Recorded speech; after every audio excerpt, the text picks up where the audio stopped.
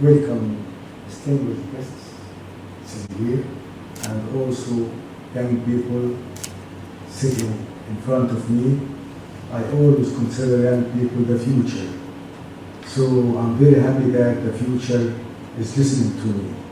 And I am sure you have a dream and you are fighting, not doing your best, you are fighting to realize your dream as your leadership. I mean your leader, Honorable Prime Minister Sheikh Hasina, give you an example. It gives me honor for having me with you to mark this great day in which Shaheed Sheikh Russel was born 60 years ago. Allow me also to share you some of my impressions and understanding of the story of a 10-year-old child who, since his birth, had struck fears at the hearts of Pakistani army generals and their accomplices here in this country. Also allow me to offer my deep respect to you, the Bengali people and youth, for rising above your sorrows. Under leadership of Honorable Prime Minister Sheikh Hasina, Shaheed Sheikh Russel's sister, the anniversary of the birth of Shaheed Sheikh Russel has no longer been a day for mourning, and memorial activities. Together with your leader, Sheikh Hasina, you have turned the birthday and his tradition, the birthday of Shaheed Sheikh Russel, to a day in which you dream of better and more prosperous future for new generations, and drawing broader smile on the faces of your children. And that was what Sheikh Hasina had achieved. You should be proud that you are giving other nations. You should be proud that you are giving other nations, which are experiencing the tragedy you have been put through before, the example that tragedies can be turned to opportunities, and a bright and prosperous future can be created from sorrows and sadness. You gave this example because I don't think there is a nation underwent what you had and experienced until you gained your experience, your independence in 1970s. So my special thanks to Mr. Al Hadi. He was the first person to draw my attention to the tragedy of Sheikh Russel and the true meaning behind his sacrifice. At that time, it was not in my mind to write something about this story. It was not in my mind at all. To research, I was interested, so I decided to do research. I had to go to the archives of local newspapers in my country because I was curious. What the story of Bangladesh, its liberation war, the mass killing of Sheikh Hasina's family, and also the assassination of, or the killing of her youngest brother. So I went to the archives of local newspapers, all local newspapers in Egypt, which supposedly chronicled the liberation war in Bangladesh. There was nothing. I also searched for any Arabic book interested in Sheikh Russel's tragedy, but my disappointment was bigger. Not mentioned. To my great surprise, it was the Holy Quran which satisfied my curiosity.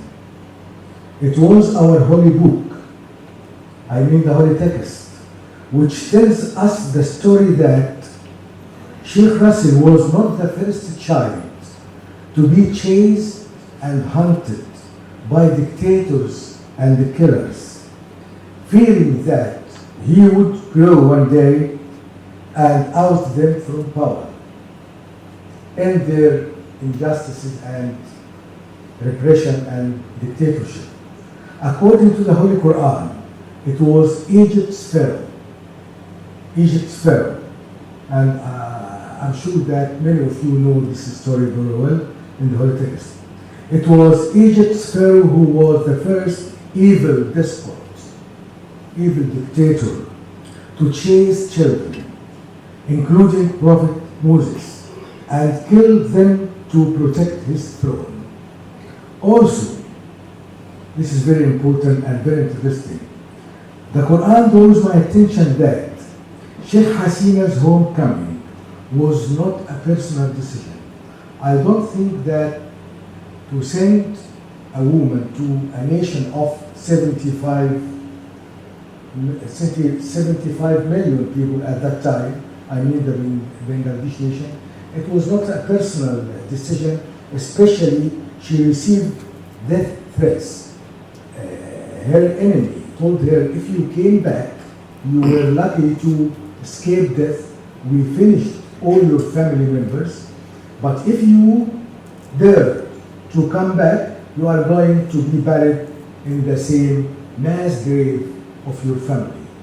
So, no one in her position, especially she's a woman, would think twice whether to go back or whether to stay abroad for her safety. So, there was a known voice inside her which encouraged her to return to her country and do her best to save her nation and also the children, especially when her youngest brother was also killed. So, the Quran draws my attention that Sheikh Hasina's homecoming was not a personal decision, never. I don't believe that it was her decision, I'm going back home to... Anyone can think that she decided to go back and avenge herself, but no. The situation was very difficult. The tragedy has greater dimensions.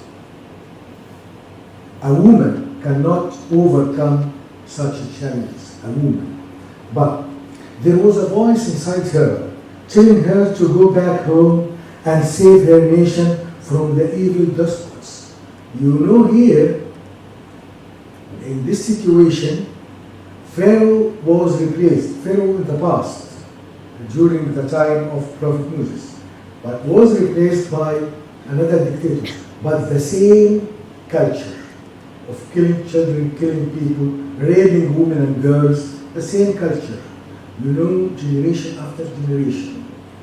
There was a voice inside her, I mean inside Sheikh Hasina, telling her to go back home and save her nation from the evil despots and their extremist accomplices. I came to this interesting conclusion when I read in the Quran that when Allah the Almighty requested his prophet Moses to go to Egypt's Pharaoh to save children of Israel, Moses did not return alone. Note this. Allah the Almighty sent his brother along with him. Moses is a man, so Allah sent his brother with him. Likewise, when the mysterious voice inside Sheikh Hasina urged her to return to her country, her sister, Sheikh Hasina is a woman, so this time her sister, not brother, not father, not cousin. Moses was a man, so his brother supported him, encouraged him. So I appreciate the role played by Sheikh Rahman in the history of her country. Likewise, when the mysterious voice inside Sheikh Hasina urged her to return to her country, her sister Sheikh Rihanna was sent with her. The point is clear, and I think you agree. I'm not going far in my thinking, in my intellectual deliberations about the comparison between what happened during the time of Prophet Moses and during the time of Sheikh Hasina's decision to return. I think that if Sheikh Hasina was the only survivor of her family massacre, she would lose her mind. You imagine that. A woman lost all her family and she is the only survivor. So she will lose her mind. She doesn't have anyone of her family member to interact, to talk, to share memories, to talk about their childhood. But Allah, Rahim, Allah is the merciful. She would lose her mind, being lonely and companionless. She would talk to the walls, because there is no one beside her. Allah the Merciful sent Sheikh Rihanna. This is very interesting, very important. You have great history, but unfortunately, not mentioned in Arabic. Alhamdulillah. I think I am the first to talk about in Arabic, to publish the 2 books now in Arabic, to highlight the great history of great chapters in the history of humanity. I mean, the liberation war in Bangladesh, the massacre of Sheikh Hasina's family, and how she led her nation to rise above sorrows, to rise above tragedies, and there is always a bright light, not just a light, a bright light in the dark tunnel. She had a dream and shared her dream with you and succeeded. Allah the Merciful sent Sheikh Rihanna to be her sister's companion and support in Sheikh Hasina's homecoming and struggle to end her people's sufferings. Such similarities in the Holy Quran prompted me. When I came to this conclusion, I decided to write about Sheikh Russel and his sister and his aunt, Sheikh Rihanna. I decided to write immediately. I made up my mind. I decided to write, Quran prompted me to write a book on Shaheed Sheikh Russel, to be the first book in Arabic in the Arab region. This gives me honor. By the way, allow me to tell you something interesting. It was my son who is sitting there, who suggested the book's title, When They Assassinated the Moon. After reading it, he read the book, and also my family members read it. They were touched. They couldn't imagine. Really. They couldn't imagine that some people would be so careless, so savage. After reading it, he came to me saying, "Father, why not name this book When They Assassinated the Moon?" The first title, which it was in my mind, was The Story of Sheikh Russel, of Martyr Russel. When I argued with him, he said, "Father, look at his face and his smile. He looks like a moon." I accepted his idea, accepted his point, and decided to name the book When They Assassinated them. And special thanks again to Mr. Al Hadi, because my son told me, "Father, I want to attend such an event, to know about Sheikh Russel, to know about, interact with young people in Bangladesh." So I asked Mr. Al Hadi if there is opportunity for my son to attend the event and attend the 16th birthday of Sheikh Russel I appreciate it. Thank you, Mr. Hadi, so much. So, yes, he fulfilled his request. So this is the story behind my book, When They Assassinated the Moon. Finally, I would like to say again that I'm very happy that the whole is packed with young people. It's packed with young people. I mean with the future. Now I'm watching or seeing in front of me the future of Bangladesh. And I'm sure you have a dream as your leader told me. Thank you so much. Thank you.